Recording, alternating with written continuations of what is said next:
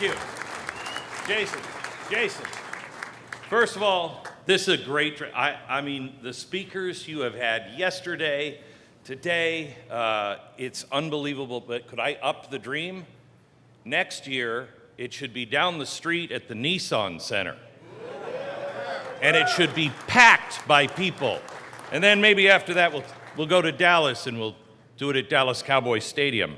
This should be heard by men all over the country and the world.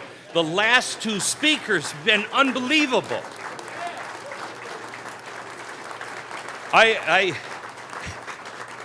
If my wife were here, she'd be like, hurry it up, I'm hangry. So I apologize. And I don't know what I can bring except, first of all, I want you to know, please, it won't be that short.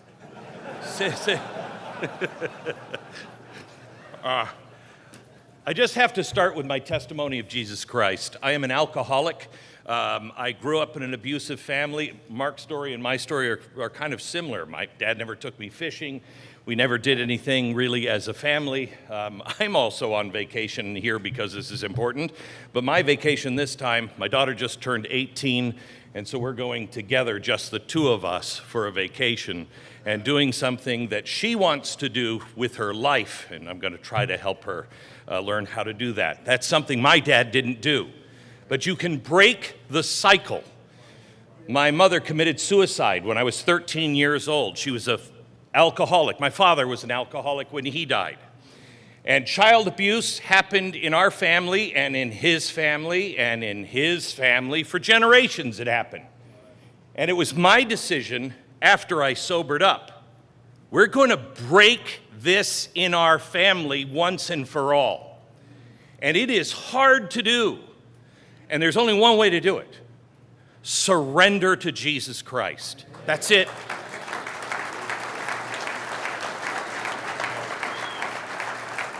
And that's what our country needs to do. And unfortunately, the only way you can do that is if you're driven to your knees.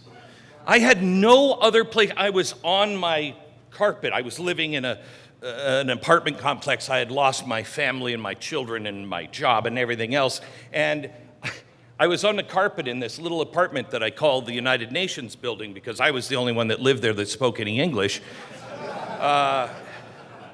And I remember being on the ground, feeling sorry for myself. And I realized I was either going to repeat my mother's life, or I was going to get up every day after and beg the Lord for help. 3 years later, I was baptized, and my life changed overnight. Whatever is happening in your life, shed it. Shed it. You are so much more powerful. Believe me, I wouldn't be able to be here today. Mark knows about the media. He wouldn't make it. I wouldn't have made it if I had something to hide. You terrify people when you have nothing to hide. You're like, well, we're going to be looking into you. Go ahead. And you terrify them. Our founders and many of the heroes in our country, they didn't have anything to hide. At 8 years old, George Washington wrote a book on civility. At 8, not because it was an assignment, but because he wanted to discover what it meant to be a good man. He served his whole life. His mother refused to let him go, and I thank her for this one, refused to let him go into the British Navy at, I think he was 14 years old.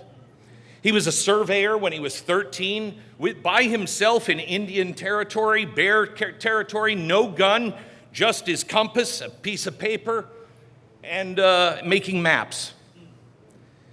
This guy was serving others his whole life. When he went to try to join the Navy, he actually did, and in those days, he picked up all of his stuff and he put it on the ship. And his mother was down at the bottom of the gangplank, and she was very dramatic and just a pain in the... And she, well, oh, George, please, no, don't go. You cannot leave your mother. And all the guys on the ship must have been looking at him like, geez, I understand why you're on this boat, man. And he finally picked up his stuff and put it down next to her, and he said, Mother, if by my side you need me to be, that is where I shall be. Then, when it came time for him to serve, he didn't want to be the general. He kind of sucked at being the general, honestly. He wasn't a general. He didn't want it. Mark was just saying about it. I'm telling you, when I was a kid, I wanted to be famous. Oh my gosh, I was famous, and it took me into alcoholism. Be careful what you wish for. Now almost everything, every hero that I will tell you about, trust me, you're close to food. Every hero, they didn't want to do it. None of them wanted to do it. George Washington, when they said, you could be the commander-in-chief, he said, no. Come on, guys, I know there's a bunch of you in here. You don't like me, and you've got a lot of stuff bad to say about me. You probably feel bad saying it with me in the room, so I'm just going to walk out, and please feel free to say that. That's how much he didn't want it. Then came the Constitutional Convention, because our country had Articles of Confederation that were just too weak. So how do we build something that can still hold the states together while providing freedom and not the kind of government we have today? It was in a rainstorm. The whole country was falling apart. All that they had fought for was about to be lost. A horse comes up to Mount Vernon. All the man ever wanted to do was be a farmer at Mount Vernon. That's it. That was his dream. I want to be a farmer at my home in Mount Vernon. The Articles of Confederation fail. There's a knock on the door in the middle of the night. General! He comes down and the lightning flashes in the rain and opens the door.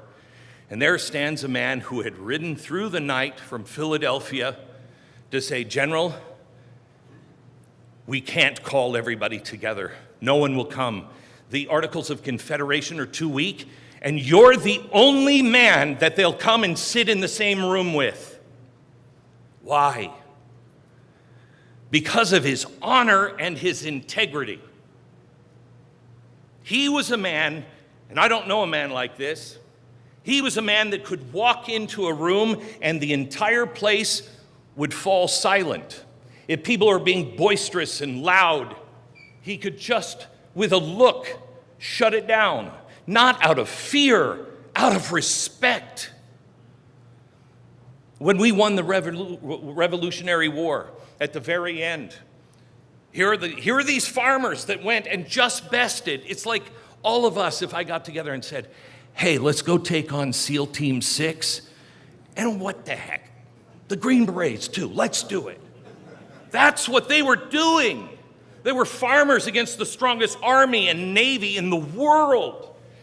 And when it was all over and they won, Congress refused to pay them.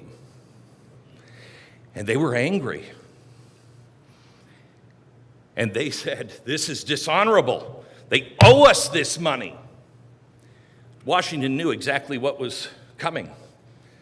It was another revolution. They were going to go and kill Congress. He begged them not to. He raced on his horse to Congress.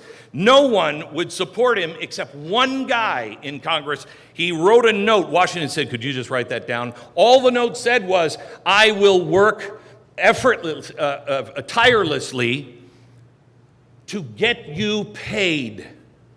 One guy. He puts it in his pocket. That's all he has. He races back to camp. They're all gone. They're all meeting secretly. He knows where they are. He knows what they're planning. He opens up the door. They're all screaming at each other, planning the deaths of Congress. He walks through the door. The place falls quiet, but they're not reverent like they used to be. They'll challenge Washington now because they're sick and tired of the dishonor. He says, gentlemen, I know what you're planning on doing. We did not replace one tyrant just to topple him and replace him with another tyrant. You must not do this. They won't pay us, General. That's dishonorable. We need our pay. Why shouldn't we go? What did you talk to them about? Did you bring us our pay? He said, no, but I did bring a message. There was nothing in that message. He reaches into the pocket to grab it. Now, he never wore glasses. You never saw him in glasses. Because he was a giant, nobody thought they could kill him. He would walk off of the battlefield, and there would be holes through his coat. 3 separate battles, he walked off the battlefield with a bullet hole through his hat. He was invincible. And he was a giant. The average man was 5'6". He was 6'3". Kind of an easy target in the crowd. 6 stallions were shot out from underneath him during war because he was right up front. He seemed invincible to the men. He was embarrassed by his teeth. He was embarrassed by his age. So he was never seen in glasses. His aide de camp was standing behind him. It was Alexander Hamilton. As he pulls this out, he realizes, I can't read it without my glasses. He looks to Hamilton. Hamilton hands him his glasses, and he puts them on. And as he puts them on, for the first time, the room is silent. He knows what has happened. The men are seeing him now simply as a man. He looked up with tears in his eyes. He said, I apologize. My eyes have grown weak and weary in the service of my country. This is what the room sounded like after he said it. He took his glasses off, handed them back to Alexander Hamilton, walked out the door. No second revolution. The man's character. So as he is answering the door with the lightning flashes behind him, sir, you have to come to Philadelphia. You are the only one that could hold it together. He said, have I not yet done enough for my country? And slammed the door. In my mind's eye, I see him getting to the banister of the stairs right by the front door of Mount Vernon and putting his hand on the banister. No, I haven't. He went back, opened the door, rode to Philadelphia. He said very little during the convention. But if it wasn't for him and the honor that he had built since he was a child, we wouldn't exist.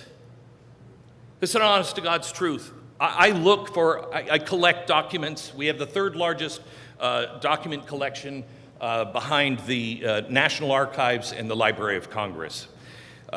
We have all kinds of different things. I went to meet with the head of the Smithsonian, the American division of the Smithsonian, and I asked him, I'm looking for bad things about George Washington because I think we have to teach our children the truth about the bad things that we have done.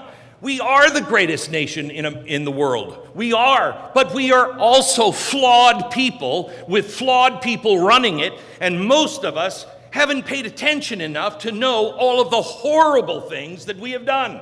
And if we don't teach those things to our kids, along with all of the glorious things, they will be surprised and they will turn their back on her.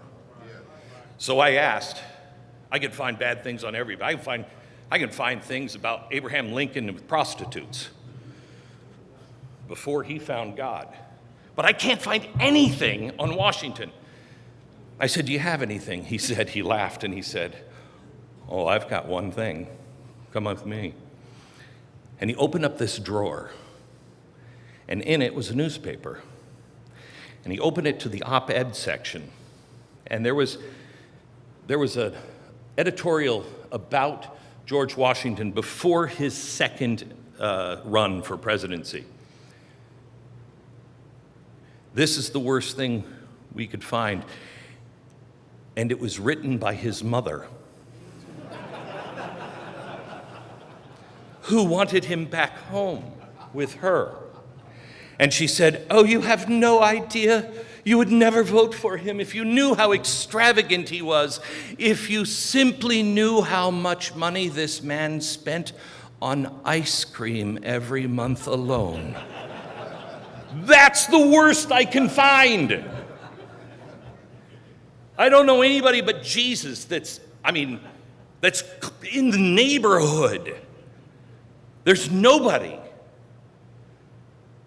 But we have a chance because we have children.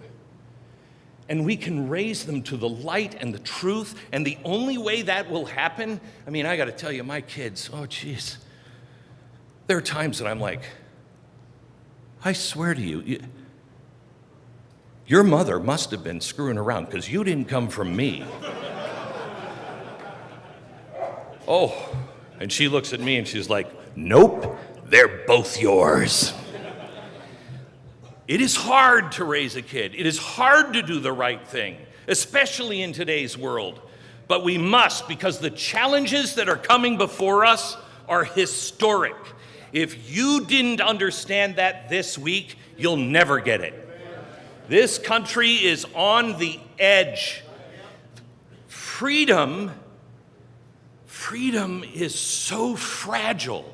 Civilization, we all knew it. Somehow or another, we all knew it on September 11th.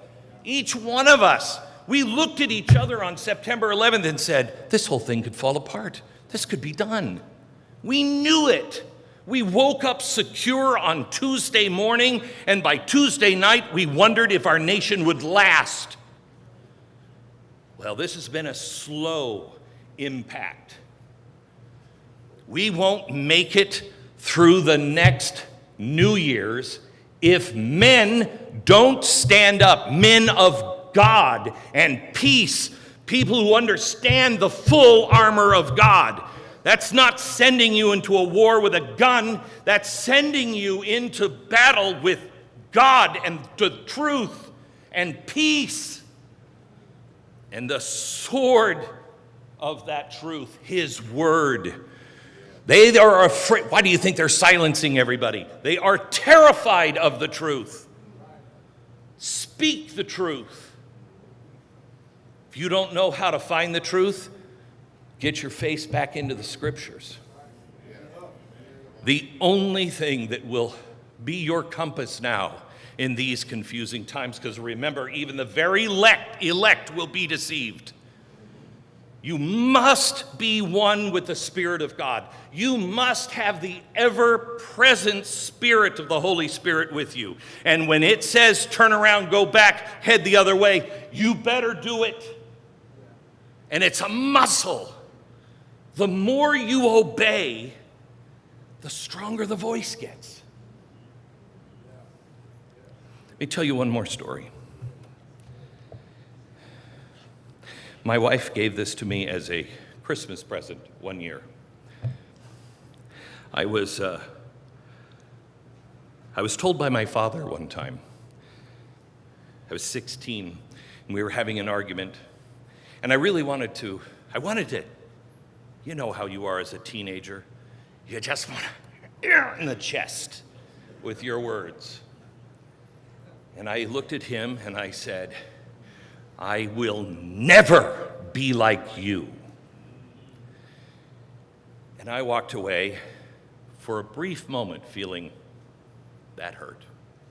Hurt me, but it hurt him. 15 minutes later, he knocked at my door. He came in and he said, I've never been more proud of you, which pissed me off even more.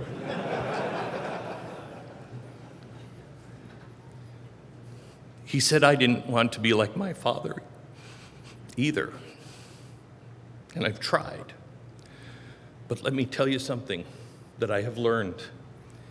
If you don't replace the image of me, if you don't have in front of you the image of who you want to be, I warn you, my son, you will be exactly like me. So I surround myself by people who are better than me. If you ever come to my company, people always say, you have such great people that work here. And I'm like, yeah, I know, because I want to be like them someday.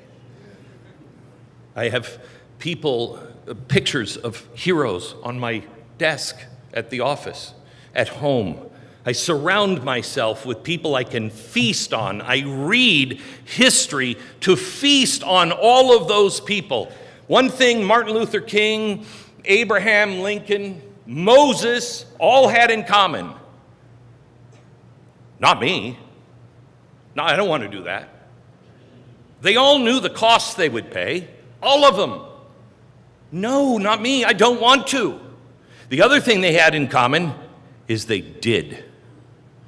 Every single hero I can name, I can tell you, they were either dead set against doing it or they were terrified. What made them heroes is they conquered their fear for what they had to do. My wife gave this to me. Christmas, it was all wrapped up. And then she immediately took it back. And she said, I can't give this to you on Christmas. And I said, why? It's my Christmas present, right? And she said, yeah, but you're going to spend all day crying. And it's Christmas. And I said, I'm not going to spend all day crying. I spent all day crying. Jeez, I'm going to do it again. This is from one of my heroes. A man I hope I don't ever have to be like. But I live my life in such a way that if it has to be that way, I am prepared to live like this man. His name was Raoul Wallenberg. Most people don't know who he is. He is a huge hero in Sweden. I did an interview with a woman who just about 2 years ago wrote a book about him. She came to do a book tour in America. She was on the Today Show and everything else. She got into my studio. I first brought her into my office to talk to her, and she started to cry. And I said, are you okay? She said, you're the first American who has ever heard his name. He did something in World War II that our government asked him to do. To go to Hungary and find out what was happening to the Jews. He had no reason. He was wealthy. He was an architect. He was the son of what we would relate to as Macy's department store. Wealthy. His nation had already been invaded by the Nazis. The king was on edge. And we came to him and said, we need you to go into Hungary and be an attaché with your ambassador and give us information on what's happening to the Jews. So he did. And he collected information for months, and then he left the country, brought it to the U.S. ambassador, and nothing happened. He went back. This time, a few months later, he brought even more to the English. They did nothing. In desperation, a few months later, with even a bigger stack of evidence, he brought it to the Swiss, and nothing happened. And he decided too many people are dying. And so he began to make these. It's called a Schutzpass. It's a letter of protection and eventually led to a bogus passport from his country, Sweden. And he wasn't like Oskar Schindler, who saved, how many was it? 500, 200, 300? He saved over 100,000. With this paper, he would type them all out and leave a space just to write names in. He would sign every single one of them. And then he would go to the train stations or wherever they were collecting the Jews. And at the trains, he would shove all of these papers between the slats of every car. And then he would go to the front and say, "Stop this train! You have my people on this train. They're under my protection." He eventually bought the building, the entire block next to the embassy. And he housed Jews and got them out of the country. The king called him and said, "What are you doing? The Nazis are here. They're going to kill all of us. Stop," he said. "If you want me to stop saving people, you will have to come here and stop me yourself." I have one of the last schuss passes he gave to a woman, a Jewish woman, and she begged him, please leave. It was towards the end of the war, and the Russians were coming in. The Nazis were fleeing. And he said, "There's too many yet to save." And she said, "But the Russians are here." And he said, "They cannot be as bad as the Germans." He was last seen running into the arms of a Russian unit seeking their assistance. He was never heard from again. There are three ends of this story. One is that he was shot on the site. Highly unlikely, because he didn't know that Stalin knew who he was and what he was doing and wanted to personally interrogate him in Moscow. So the second ending of that story is that he was interrogated and died in a concentration camp in 1951. The last, most tragic, is the rumors that he died in a hard labor camp in 1971.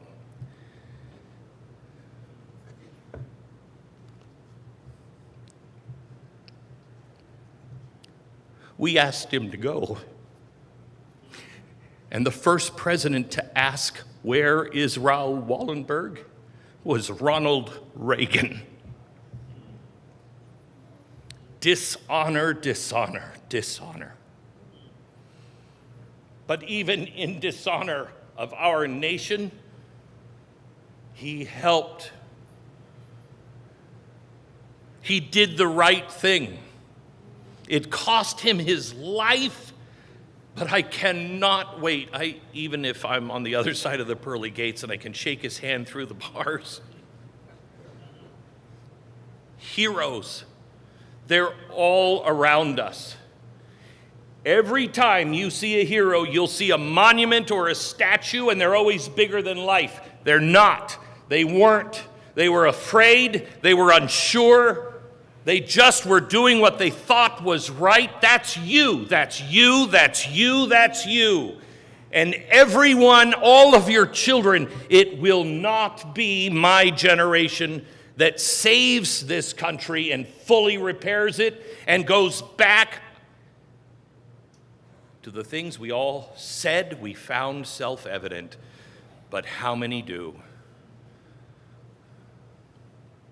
That all men are created equal, endowed by their Creator with certain inalienable rights, among them life, liberty, and the pursuit of happiness. And the government is instituted among men to protect those rights.